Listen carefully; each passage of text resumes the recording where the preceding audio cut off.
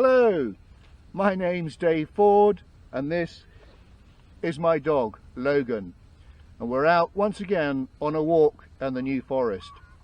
Now today we're at a place called Lepe, and if you can hear the seagulls there, that'll give you a clue as to where we are. We're on the shore of the Solent. We've got Southampton some way over to our east. It's a beautiful, glorious sunny day. In fact, I'm struggling to squint. I've got the sun pointing directly in front of me and I'm getting a reflection off the sea. You're going to have a quiet snooze already by the looks of things. Now today we're going to be doing basically a walk along the shoreline, and there's plenty of interesting things to see. There is, if you want to come here and you do a walk, there is a circular route that you can do as well that goes out into the countryside. I'll put that route on screen for you as well. Anyway, you can't sit and enjoy this sunshine. We've got some walking to do. Let's go. Well, I've parked the car at the Lepe Country Park car park. Small fee to pay there. And I've made my way along the shoreline west, and I'm going to start the walk right next to this rather quaint lighthouse behind me. Let's have a look up.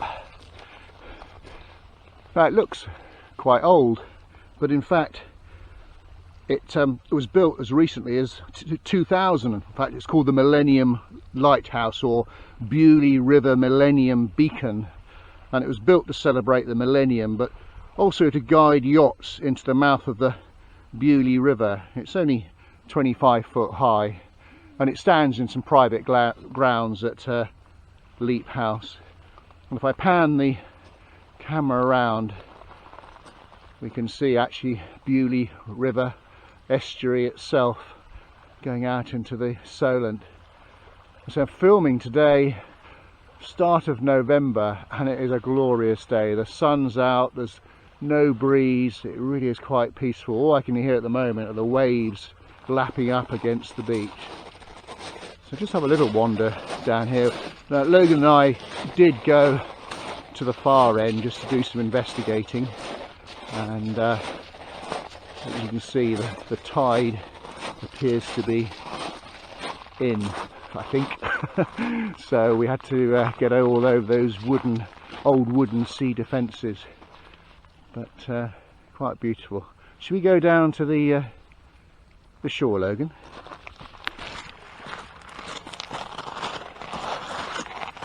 Have a look. Get your feet wet. What do you reckon?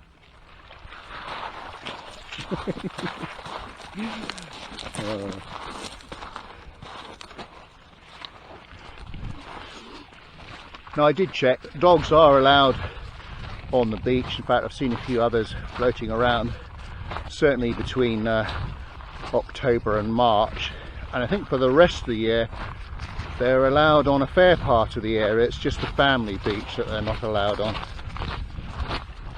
Well, I've just momentarily come off the beach, clambered up the bank to the road that runs alongside the shoreline, because I want to show you these lovely cottages behind me. And these are indeed old coastguard cottages. The whole area around here was popular for smugglers, and so in 1828 these cottages were built, as well as a coastguard station. If I pan round, and there it is there, and I say the coastguard service started in 1822 and took over from the preventative water guard. As you can see, they're still here, but they're private properties now, so I'm not going to film too much closer, because there's a plaque on there that says please respect privacy. But that looks as though that's where the a boat would have been launched from, because it's incredibly close to the sea, as you can see. But so picturesque.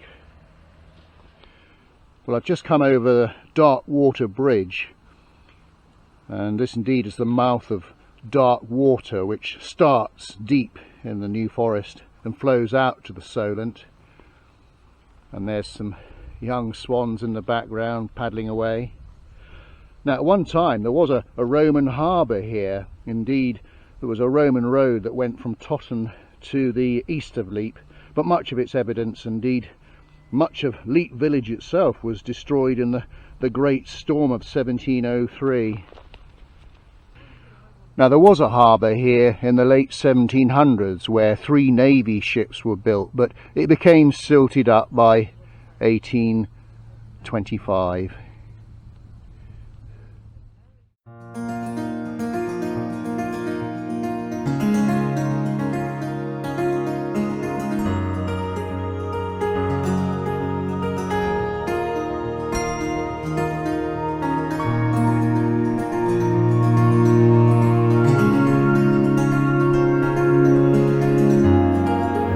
Well, we're continuing to move or walk east along the shoreline, and this is the Lepe Country Park cafeteria, which is where I parked the car.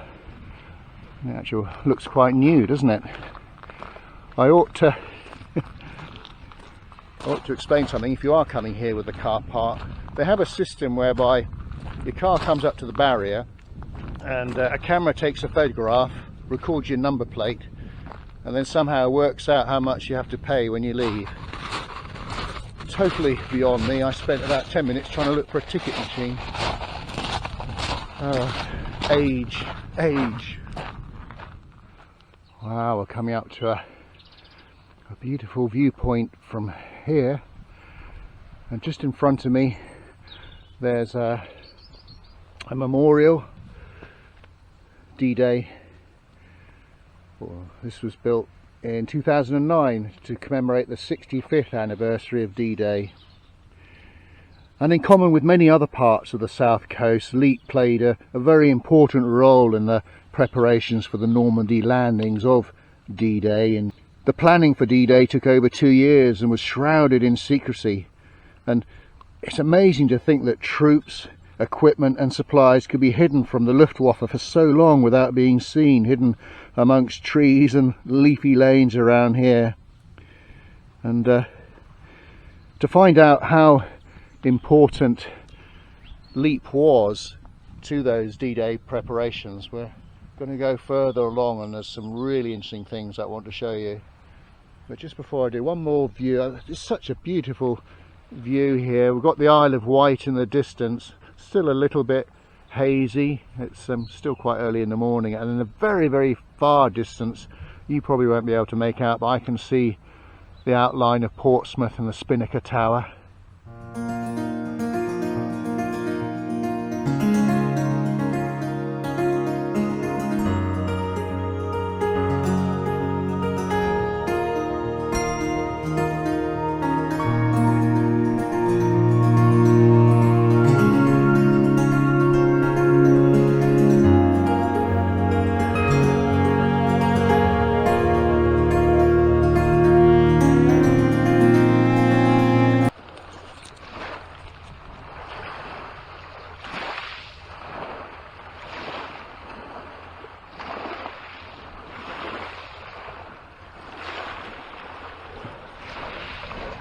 A lovely peaceful scene with the waves lapping against the shoreline. Now right by me here is a whopping great big chunk of concrete, and it's the first bit of evidence that I've been looking for. I'll turn around and have a look at it. As I say, Lepe played its part in the plans for D-Day by being a construction site for sections of the floating Mulberry Harbours. These were temporary portable harbours used in the Second World War to facilitate the sort of quick offloading of troops, equipment and cargo at the French side of the Channel during the Normandy Invasion. And all along this part of the beach there's plenty of evidence to show where the construction took place. Let's see if we can find some more. Now these two structures poking out of the water are known as Dolphins, and they formed part of a pierhead to load ships before they were going out to Normandy. Oh, just in the very, very far distance I can see, presumably that's a ferry going over to the Isle of Wight. And I did read somewhere that these were the only 2 dolphins left along the south coast.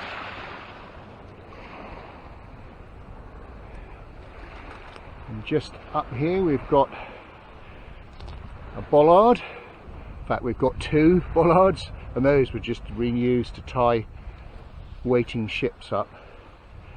And then if we just wander along here, you can see these slabs of concrete, and these are beach hardening mats, and they would have been used to put down on the beach so that tanks could easily access onto waiting ships. They look like bars of white chocolate, don't they? And there would have been hooks attached to them so they could attach each one up. And in fact, if I look up, yeah, there's some hooks still in place there. I'm guessing that's where those hardening mats would have been attached to.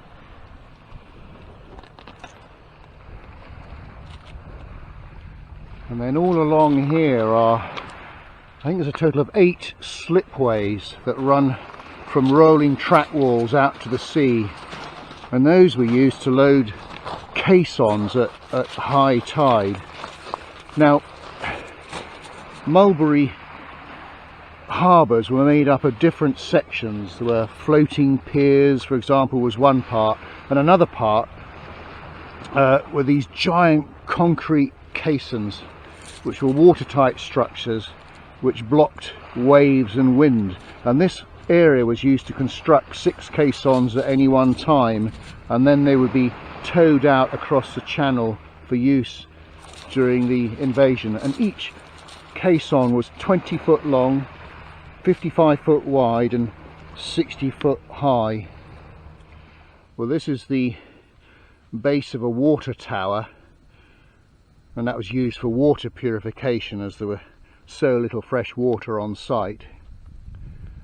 And just panning around, see what else we can find. These sort of slabs of concrete here are, some of it is winching gear bases to winch the caissons at launching, and some of them are trigger release gear platforms, again to hold the caissons in position until they were launched. We have another D-Day memorial. Take these men for your example, like them remember that prosperity can only be for the free, but freedom is the sure possession of those alone who have the courage to defend it.